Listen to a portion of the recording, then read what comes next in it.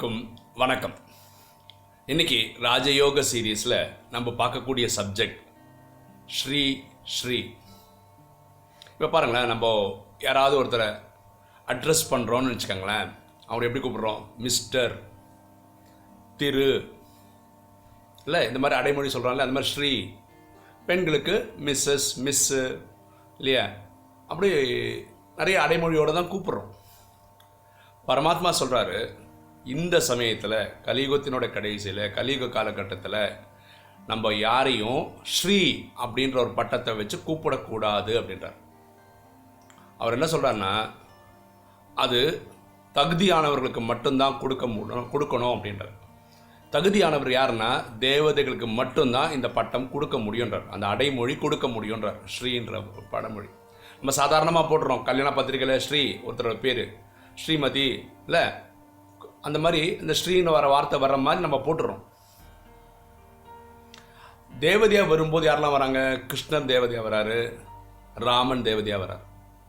அங்கே வரக்கூடிய யாரை வேணா 33 கோடி பேரையும் நீங்கள் என்ன பண்ணலாம், ஸ்ரீ அப்படின்னு போட்டு பேர் போடலாம். இங்கே லௌகீகத்தில், கலிகாலத்தில் நீங்கள் வேணா இந்த மிஸ்டர், திரு, வேறு எந்த அடைமொழி வேணால் பயன்படுத்திக்கலாம். ஆனால் எந்த காரணத்தை கொண்டு ஸ்ரீன்னு யூஸ் பண்ணக்கூடாது. இப்போ நம்ம மக்கள் யூஸ் பண்ணுறது தெரியாதனால யூஸ் பண்ணுறாங்க. அதே மாதிரி இந்த ஸ்ரீ, இந்த 2 ஸ்ரீ பக்கத்தில் போடுற ஸ்ரீ வந்து சாட்சாத் சிவனுக்கு மட்டும்தான் யூஸ் பண்ணணும். மனிதர்களுக்கு எந்த அருகதையும் கிடையாது பயன்படுத்திக்கிறது. இன்றைக்கி லௌகீக ஆன்மீக குருக்கள் அந்த மாதிரி பேர் வச்சுக்கிறாங்க, அவங்க தெரியாமல் வச்சுக்கிறாங்க, அது தப்பு தான்.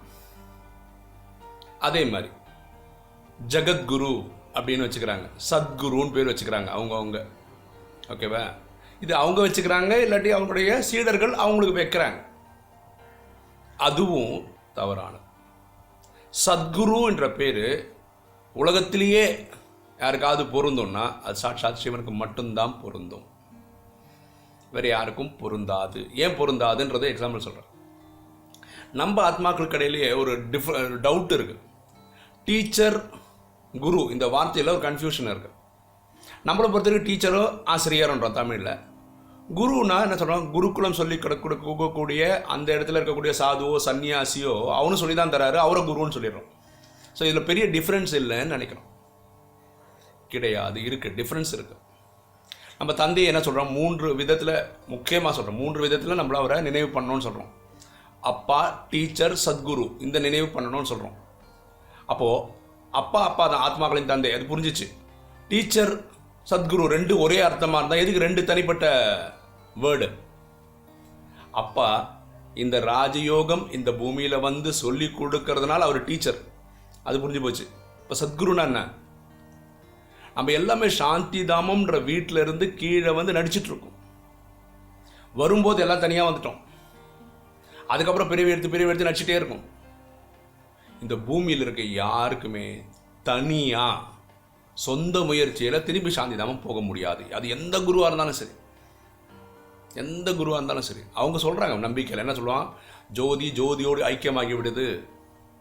அதெல்லாம் அவங்க நம்பிக்கை தான். யாரும் திரும்பி போகிறதே கிடையாது. அந்த திரும்பி கூட்டிகிட்டு போகக்கூடிய ஒரே கலை தெரிந்தவர் சாட்சாத் சிவன் தான். அதான் ஜட்ஜ்மெண்ட் டே அன்னைக்கு உலகத்தில் 99.99% விநாசம் நடக்கும்போது சாட்சாத் சிவன் அங்கேருந்து இறங்கி வந்து பூமியில் இருக்கிற எல்லா ஆத்மாக்களையும், எல்லா தர்மத்தை சேர்ந்தவங்களையும், இங்கே ஒரு 10-20 லட்சம் பேர் டெல்லியில் இருப்பாங்களே தவிர பாக்கி எல்லாரையும் வீட்டுக்கு கூட்டிகிட்டு போய்ட்டார். அந்த கலை தெரிந்த ஒரே ஒரு ஆத்மா பரமாத்மா மட்டும்தான். அப்போ சத்குருன்னு சொல்கிற வார்த்தையும், சத்துனா உண்மை, உண்மையிலும் உண்மையான குரு அவர் தான். பாக்கி யாருக்கும் வழியும் தெரியாது, கூட்டின்னு போகிறார். அவராக தனியாக போக தெரியாது, அவருக்கே வழி தெரியாது, இவர் எப்படி அடுத்தவரை கூப்பிட்டு போகிறார். அதுமாதிரி லௌகீக குருக்கள் கூட தன் பேருடைய சத்குருன்ற டைட்டில் ஆட் பண்ணிக்கிறான். இதுவும் தவறு தான். சரிங்களா? அதனால தான் இந்த டீச்சர் குருன்ற வார்த்தைக்கு டிஃப்ரென்ஸ் தெரியணும். நான் அதே மாதிரி இங்கே நமக்குள்ள இந்த ராஜயோகம் ப்ராக்டிஸ் பண்ணுறவங்களுக்குள்ள நீங்கள் தேவதைன்னு வார்த்தை யூஸ் பண்ணலாமான்னா அதுவும் தப்பு தான். அது புரிஞ்சுக்கோங்க. இந்த கலிகாலத்தில் எல்லாருமே சூத்திரர்கள் தான். அப்படின்னா யாருக்கிட்டையுமே குணம் இல்லைன்னு அர்த்தம். அந்த வார்த்தைக்கு அதான் அர்த்தம். கீழான கலை உள்ளவர்கள். 16 கலை ஸ்டார்டிங்கில் இருக்கும். கலையே இல்லாதவர்கள் சூத்திரன்ற கலிகாலத்தில் இருக்கவங்க. இந்த 7 நாள் கோர்ஸ் முடித்தவங்கள நம்ம என்ன சொல்லிக்கலாம்னா பிராமணன் சொல்லலாம். உடனே பிராமணன்னா லௌகீக பிராமணன் இல்லை. இந்த பிராமணனுக்கு என்ன அர்த்தம்னா 5 விகாரங்களை ஜெயிக்க முயற்சி செய்கிறவன் அர்த்தம். அப்போ தேவதை எப்போ தான் சொல்ல முடியும்? சத்தியுகத்திலையும் திரேதாயுகத்தில் மட்டும்தான் நம்ம தேவதைன்னு சொல்ல முடியும். நம்ம இங்கேயே அந்த வார்த்தையை வச்சுக்க கூடாது. பார்த்தீங்களா? இங்கே மனிதர்களை குருன்னு சொல்கிறது தவறு. பாருங்களேன், நான் 2 இயக்கத்தில் தான் இருந்திருக்கேன் இந்த பிரிவில். ஒன்று ஆர்எஸ்எஸ், ஒன்று பிரம்மகுமாரிகள். இந்த ஆர்எஸ்எஸ்லேயும் தனி மனிதன் குரு கிடையாது. அங்கே காவி கொடியே குருவாக ஏற்றுக்கிறாங்க. ஏன்னா மனிதனாக இருந்தால் ஏதாவது ஒரு குறை இருக்கும். ஓகேவா? அதே மாதிரி இங்கே நம்ம பிரம்ம பாபாவை வந்து குருன்னு சொல்லலை. அவர் வந்து பரமாத்மா வந்து போகக்கூடிய வாகனம், அவ்வளோதான். இந்த இயக்கத்துக்கு தந்தைன்னு வேணா சொல்லலாம். அப்போ அவர் குருன்னு சொல்லலை. இங்கே ஒரே குரு சாட்சாத் சிவன் தான். சரிங்களா? இப்போது நான் 2-3 விஷயம் கிளாரிஃபை பண்ணணும். சில பேர் ஆர்வ கோளாறுனால என்னையே குருன்னு அடைமொழி கொடுக்குறாங்க. இது மிக மிக மிக மிக தவறு. தயவுசெய்து திருத்திக்கோங்க. இப்போ குருவோட அர்த்தம் உங்களுக்கு தெரிஞ்சு போச்சு. என்னால் எனக்கே சாந்தி இல்லாமல் போகிறது வழி தெரியாது, உங்களையும் கூட்டிகிட்டு போக முடியாது. சரியா? அதனால் நீங்கள் இப்படி கூப்பிட்றது தவறு. உங்களுக்கு எனக்கு உள்ள ஒரே டிஃப்ரென்ஸ் என்னென்னா, இந்த ராஜயோகா கோர்ஸ் நான் நேற்று கற்றுக்கிட்டேன், நீங்கள் இன்றைக்கி கற்றுக்குறீங்க. ஓகேங்களா? அவ்வளோதான். இதை தவிர எனக்கு ஒரு ப்ளஸ் பாயிண்ட்டும் கிடையாது. பெரிய சேவை பண்ணுறேன் அதனால் குரு சொல்கிறேன்னா அதுவும் தப்பு. பாருங்களேன், நான் யூஸ் பண்ணுற இந்த மொபைல் ஃபோன் என் மச்சான் வாங்கி கொடுத்தது. நான் ரெக்கார்ட் பண்ணுற இந்த லேப்டாப் எங்கள் அக்கா பொண்ணோடுது. இதுக்கு தேவையான இன்டர்நெட் கனெக்ஷன் கேட்டுறது கோயம்பேடுலேருந்து ஒரு தம்பி. ஓகே, இப்படி இந்த உடலை கொடுத்தது எங்கள் அப்பா அம்மா, இல்லை இது பஞ்சபூதம். இதுக்குள்ளே இருக்கிற ஆத்மா பரமாத்மாவோடது. இந்த ஞானம் ராஜயோகம்ன்ற ஞானம் சிவனோடது, பரமாத்மாவோடது. இதில் என்ன எந்த இருக்குன்னு சொல்லி நான் கிரெடிட் எடுத்துக்கிறது.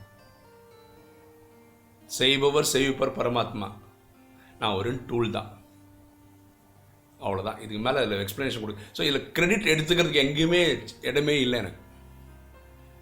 அதே மாதிரி நிறைய பேர் ரொம்ப அன்பில் வாட்ஸ்அப்பில் மெசேஜெல்லாம் அனுப்பும்போது நீங்கள் ராஜ யோகி அப்படின்னு அனுப்புகிறாங்க.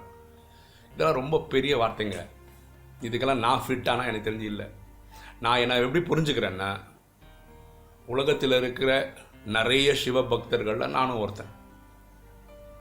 இது கண்டிப்பாக உண்மை தான். ஒரு லெவலுக்கு மேலே போனால் சிவன் மேலே பைத்தியம்னு வேணால் சொல்லலாம். இதுவும் நான் ஒத்துக்கிறேன். ஓகேவா?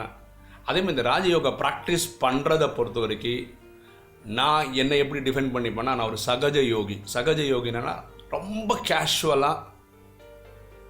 பாருங்களேன், எங்கள் வீட்டில் அப்பா இருக்கிறாருன்னு வச்சுக்கோங்களேன். எங்கள் அப்பாவுக்கு எனக்கு என்ன உறவு முறை இருக்குது இல்லையா?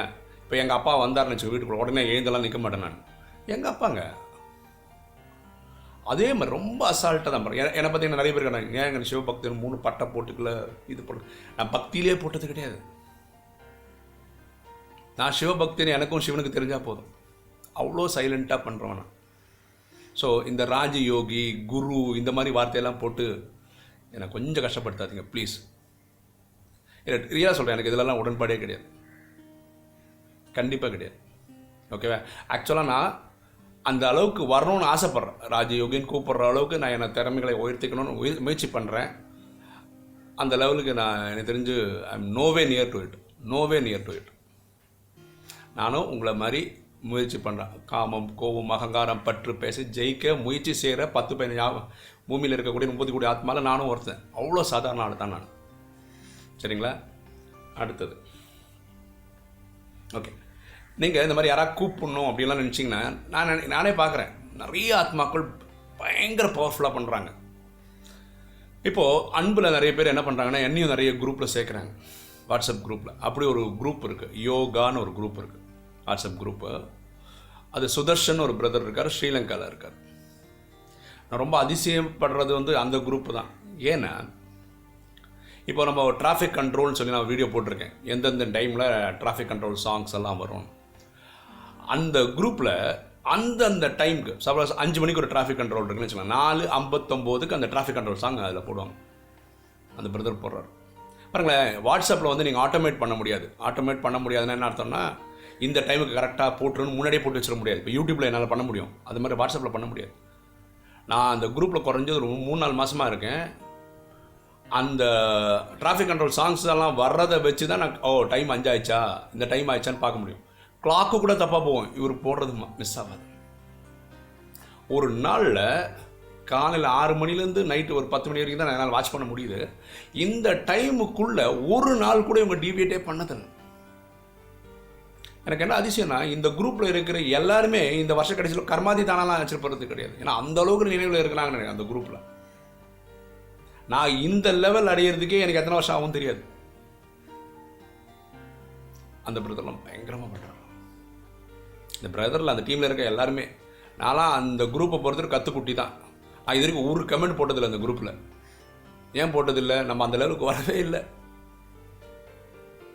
நான் அப்படி தான் பர்சனலாக அப்படி தான் ஃபீல் பண்ணுறேன். அந்த குரூப்பில் இருக்க எல்லாருமே என்ன சொல்கிறது, பிஹெச்டி லெவல் பண்ணிகிட்ருக்காங்க ராஜயோகத்தில். நான் இப்போ second standard third standard level தான் பண்ணிகிட்ருக்கேன். ஸோ இந்த இதில் நம்ம சொல்ல வர்றது என்னென்னா, இந்த ஸ்ரீன்ற அடைமொழி இங்கே நம்ம யாரும் பயன்படுத்திக்க கூடாது.